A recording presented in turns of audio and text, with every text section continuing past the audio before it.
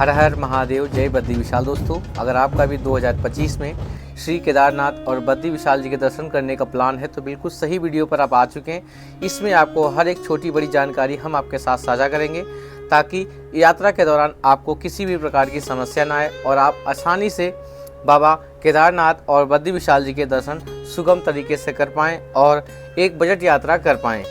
आपको कहाँ पर रुकने की अच्छी व्यवस्था मिल जाएगी और आपको जो है कहाँ कहाँ कौन सी सुविधा मिलेगी रास्ते में, सारी जानकारी हम आपके साथ इस वीडियो में साझा करेंगे। तो चलिए वीडियो को शुरू करते हैं। चैनल पर पहली बार है तो चैनल को सब्सक्राइब कर लीजिएगा। तो दोस्तों, अपनी यात्रा शुरू होती है हरिद्वार, ऋषिकेश, देहरादून। आप 3 जगह से कहीं से भी आप अपनी यात्रा कर सकते हैं। तो हम लोग अपनी यात्रा शुरू करेंगे हरिद्वार से। हरिद्वार आप बाई बस, बाई ट्रेन के माध्यम से आसानी के साथ पहुंच सकते हैं। आपको ये साधन आराम से जो है मिल जाएंगे, चाहे दिल्ली, मुंबई, लखनऊ, आप कहीं से भी आते हैं आपको डायरेक्ट साधन मिल जाएगा। तो इस तरह से हम लोग हरिद्वार पहुंच जाते हैं। हरिद्वार स्टेशन से बाहर निकलने के बाद हमें टैक्सी स्टैंड देखने को मिल जाता है, बस स्टैंड देखने को मिल जाता है, जहां से आप बस के माध्यम से अपनी यात्रा कर सकते हैं और आप टैक्सी के माध्यम से यात्रा कर सकते हैं। अगर आप बाइक रेंट लेकर के बाइक से यात्रा करना चाहते हैं, सफ़र का शानदार जो है मज़ा लेना चाहते हैं, तो आप बाइक रेंट लेकर के भी अपनी यात्रा कर सकते हैं। बाइक के अनुसार अलग अलग उसका चार्ज पर डे के हिसाब से लिया जाता है। 600, 700, 800, 1200 ऐसे आपको बाइक के अनुसार रेंट जो है लग जाता है। तो अपनी यात्रा हम शुरू करेंगे बाई बस के माध्यम से। बस का फेयर लगने वाला है पर पर्सन 600 रुपये।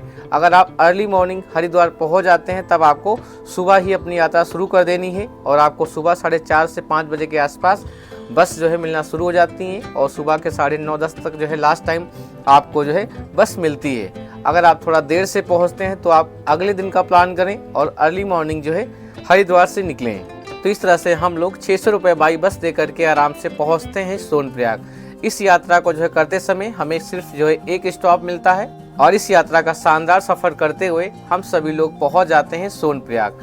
सोनप्रयाग पहुंचने के बाद हमें अपना स्टे जो है ढूंढना होता है। अगर आप जल्दी पहुंच जाते हैं 3 से 4 बजे के आसपास तो आप कोशिश करिए आप निकल जाइए गौरीकुंड।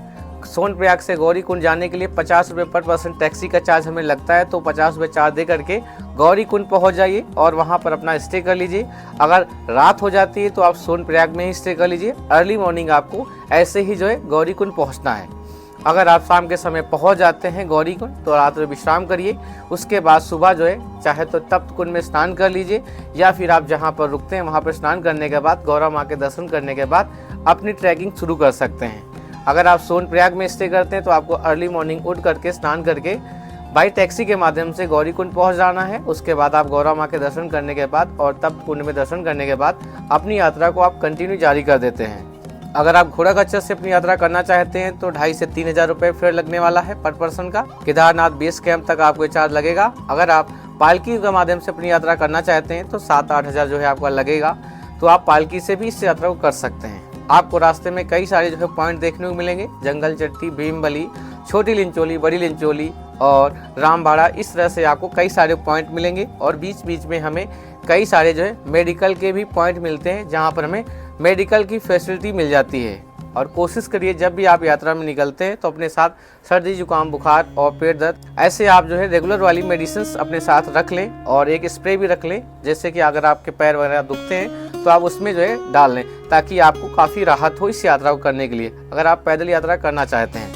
तो इस तरह से आप अपनी पैदल यात्रा का जो है शानदार जो है सफ़र का आनंद लेते हुए हम लोग पहुंच जाते हैं। बेस कैंप से लगभग 1.5 किलोमीटर की दूरी रहती है बाबा केदारनाथ की और हमें आसपास कई सारे जो है टेंट सिटी, डोरमेट्री और रूम्स की व्यवस्थाएं देखने को मिल जाती हैं। अगर आप टेंट में रुकते हैं तो 500 रुपये पर पर्सन और 1000 रुपये में एक आदमी का जो है आराम से रुकने की अच्छी से अच्छी व्यवस्था मिल जाती है।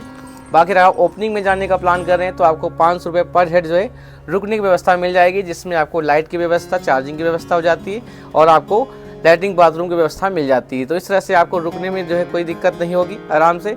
और जैसे जैसे बाबा के दरबार के आप नज़दीक जाएंगे तो आपको और भी कई सारे जो है स्टे के ऑप्शन मिल जाएंगे। अगर आप रूम वगैरह लेते हैं तो आपका रूम का चार्ज लगभग 1 से 1,500 रुपये हो जाएगा। अगर आप नॉर्मल डेज में जाते हैं, शुरुआती जो है ओपनिंग के समय नहीं जाते हैं, अगर आप ओपनिंग के समय जाएंगे तब आपको लगभग 4 से 5 हज़ार ये आपका प्राइस होगा वहाँ पर स्टे करने का। और यात्रा शुरू करने से पहले सबसे ज़रूरी खास बात कि आपको अपना यात्रा पंजीकरण करके ही अपनी यात्रा करना है। तो अगर आप भी केदारनाथ और बद्रीनाथ जी के दर्शन करने का प्लान कर रहे हैं तो सबसे पहले आप चार धाम की ऑफिशियल साइट पे जा करके अपना रजिस्ट्रेशन कर लीजिए। कैसे कर सकते हैं, हमने ऑलरेडी वीडियो जो है चैनल पे अपलोड कर दी है, उसका लिंक आपको आई बटन पे देखने को मिल जाएगा। क्लिक करके अपना रजिस्ट्रेशन कैसे कर सकते हैं, कंप्लीट प्रोसेस देख सकते हैं। तो इस तरह से हम लोग बाबा के दरबार पहुंचते हैं। उसके बाद रात्र विश्राम करते हैं, क्योंकि सुबह से लगभग 6 से 7-8 घंटे की यात्रा करते करते हमें शाम हो जाती है बाबा के दरबार पहुंचने के लिए, और रात में विश्राम करते हैं। विश्राम करने के बाद सुबह अर्ली मॉर्निंग उठकर नहा धोकर फ्रेश होकर के हम लोग दर्शन की लाइन में लग जाते हैं। उसके बाद बाबा के दर्शन करते हैं, फिर उसके बाद भीमशिला के दर्शन करते हैं, और वहीं से लगभग 100 मीटर पीछे शंकराचार्य जी का दिव्य दरबार बना है, जहाँ पर दर्शन करते हैं।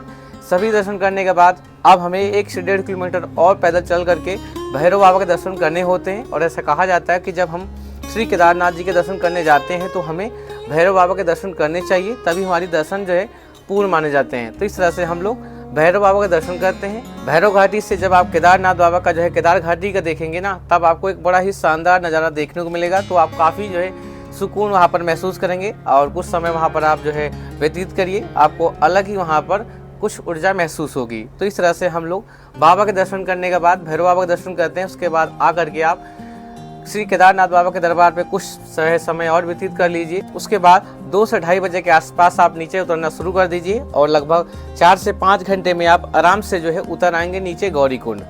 गौरीकुंड पहुंचने के बाद आप जो है कोशिश करिए कि आप सोनप्रयाग आ जाइए। तो बाई टैक्सी के माध्यम से आपको सोनप्रयाग आ जाना है। जैसे आप जाते हैं वैसे ही आपको चार्ज लगेगा 50 रुपये, और आप आराम से आ जाएंगे सोनप्रयाग। तो आते आते शाम हो जाती है। और आपको बता दें, यात्रा करते समय अगर आपके पास लगेज सामान ज़्यादा होता है तो आप उसे सोनप्रयाग, गौरीकुंड, सीतापुर कहीं पर भी रख सकते हैं। आपको जो है 100 रुपये पर डे के हिसाब से चार्ज किया जाता है। जो भी आप सामान रखना चाहें तो आप बैग के अनुसार अपना वहाँ पर रख सकते हैं। चाहे तो आप गौरीकुंड में रख दें या फिर आप सोनप्रयाग में रख दें, क्योंकि ज़्यादा सामान लेकर के जाने का कोई मतलब नहीं है। सिर्फ आप एक जोड़ी कपड़े रख लें, और ठंडी के कपड़े खास कर रखें अपने साथ, क्योंकि ठंडी बहुत होती है बाबा के दरबार पर। टेम्परेचर जो है कम ज़्यादा होता रहता है, तो आप जो है ठंडी के कपड़े जरूर कैरी कर लें। बाकी जो एक्स्ट्रा लगेज होता है उसे आप सीतापुर, गौरीकुंड या फिर सोनप्रयाग में लॉकर रूम में रख सकते हैं। तो इस तरह से जो है अपनी यात्रा करेंगे। उसके बाद दर्शन करके आपको वापस आना है। तो वापस पहुंचने के बाद रात विश्राम फिर से हमारा होता है सोनप्रयाग में। उसके बाद तो आपको अर्ली मॉर्निंग उठ जाना है। अगर आप कोशिश करिए शाम के समय ही सोनप्रयाग से अगर आपको बस का टिकट मिल जाता है बद्री विशाल जी के लिए, तो आपको जो है शाम को ही टिकट ले लेना है, और उसके बाद आप सुबह जो है उसी बस में जाकर के बैठ जाइए, जिसका आपको जो है नंबर दिया जाता है। अगर आपको शाम को टिकट नहीं मिलता है तो आपको सुबह अर्ली मॉर्निंग जल्दी से उठ जाना है, क्योंकि सुबह ही हमें साधन मिलना शुरू हो जाते हैं, और जैसे जैसे आप डिले करेंगे तो आपको साधन कम मिलेंगे। तो इसलिए आपको सुबह जल्दी उठ जाना है। उसके बाद आपको कई सारी बसें मिल जाएंगी, कई सारी जो है शेयरिंग टैक्सी मिल जाएंगी। अगर आप बाई बस के माध्यम से जाएंगे तो 500 से 600 रुपये जो है आपका फेयर लगेगा। अगर आप शेयरिंग टैक्सी से जाएंगे तब आपको 700 रुपये फेयर लगेगा। लगभग 210 किलोमीटर के आसपास दूरी रहती है श्री केदारनाथ से बद्री विशाल जी की दूरी।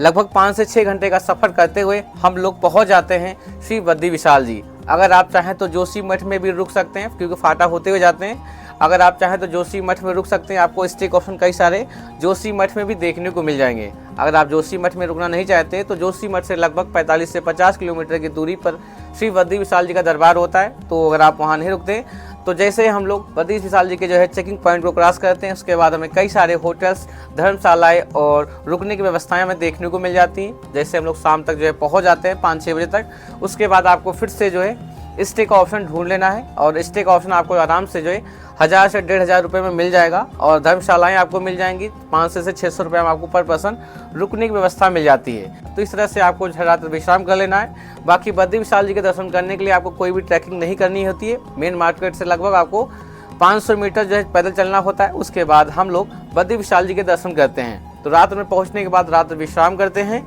उसके बाद सुबह अर्ली मॉर्निंग उठ करके फ्रेश होकर के हम लोग चलते हैं बाबा के दर्शन करने के लिए। तो आपको सुबह जल्दी उठ जाना है। जितना जल्दी आप उठेंगे उतने ही अच्छे से आपको बाबा बद्री विशाल जी के दर्शन होंगे, क्योंकि जैसे जैसे समय बीतता जाता है बाबा के दरबार पर श्रद्धालुओं की भीड़ बढ़ती जाती है। तो सुबह जितनी जल्दी उठेंगे उतने ही प्यारे दर्शन होने वाले हैं श्री बद्री विशाल जी के।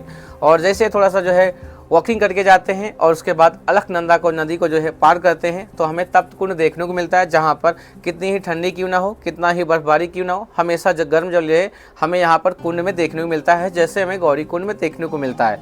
तो अगर आप चाहें तो यहाँ पर स्नान वगैरह कर सकते हैं, जलाचरण कर सकते हैं। दर्शन करने के बाद हम लोग चलते हैं दर्शन करने श्री बद्री विशाल जी के। उसके बाद आपको श्री बद्री विशाल जी के दर्शन कर लेने हैं और आपको जो है कुछ समय बाबा के दरबार पर यहाँ पर व्यतीत करना है। बद्री विशाल जी सभी की जो है सारी मनोकामनाएं पूर्ण करें और हर एक व्यक्ति का जो है जीवन में एक बार ऐसा सोचना जरूर होता है कि वह केदारनाथ और बद्री विशाल जी के दर्शन करने जरूर आए। तो आप में से कौन कौन आ चुका है और कौन कौन इस वर्ष आने का प्लान कर रहा है और कौन कौन आने वाले समय में आने की प्लानिंग कर रहा है, कमेंट में बताइएगा। आप सभी को जो है श्री केदारनाथ बाबा और बद्री विशाल जी अपने दरबार जरूर बुलाएं और आप सभी की सभी मनोकामनाएं पूर्ण करें।